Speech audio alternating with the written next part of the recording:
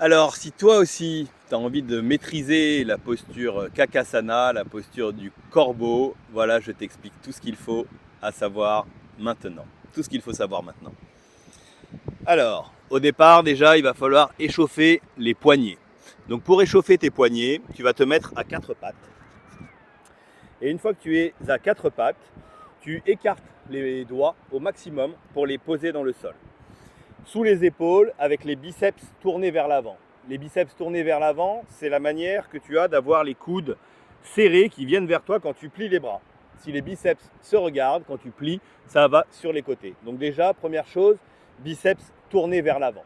Une fois qu'on est à quatre pattes, les épaules au-dessus des mains, au-dessus des poignets, les genoux sous les hanches, peu importe la posture des pieds.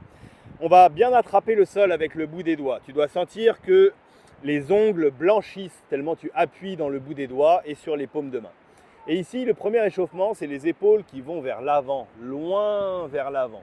On absorbe le nombril et on détend pour 5, 4, 3, 2, 1. On va faire quelques allers-retours avec les épaules vers l'arrière et les épaules vers l'avant. 1, hop, 2, hop, 3, hop, 4, hop, et 5, hop. À faire 5 fois. La même chose avec les paumes de main qui tournent pour avoir les majeurs qui se pointent vers les genoux. Ici, on ressent la face interne des avant-bras qui s'étire et on fait la même chose, on emmène les épaules au-dessus des doigts, donc vers l'arrière. On absorbe le ventre pour bien tendre et bien pousser dans les bras tendus.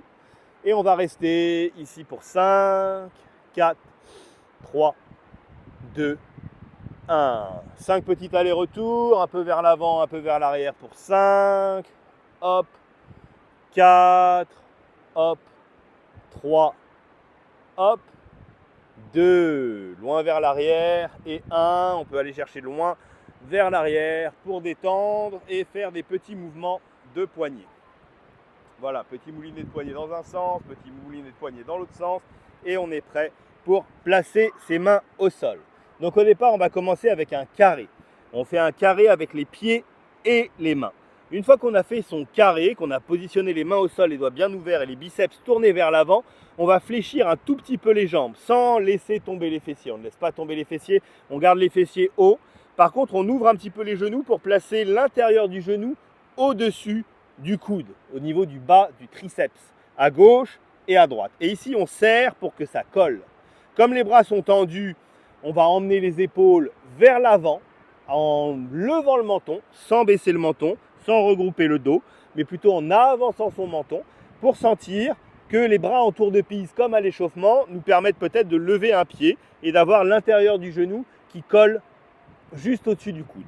Quand on a tendu, fléchi la jambe, eh bien on tend la pointe de pied et on ramène le talon à la fesse. On commence à gauche, on pose, et on refait à droite, on colle à droite, le genou à l'intérieur, et on lève le pied en redressant le menton.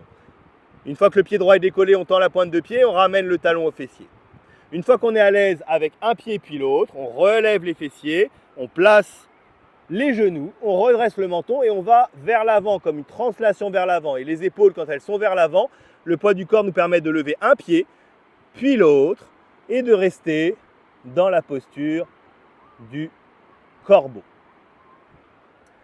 Je peux montrer aussi deux profils. Une fois qu'on a sa posture carrée de profil, on fléchit les jambes, on connecte un genou à l'intérieur et l'autre genou, on redresse le menton et là on emmène les épaules vers l'avant pour pouvoir lever un pied seulement et on tend la pointe de pied, ou l'autre pied seulement et on tend la pointe de pied. Une fois qu'on l'a fait avec les pieds séparés, eh bien on essaiera de faire d'abord un pied et ensuite l'autre pied et on ramène, on appuie bien sur le bout des doigts, on redresse le menton pour ne pas plonger au sol. Voilà pour la posture du corbeau Kakasana.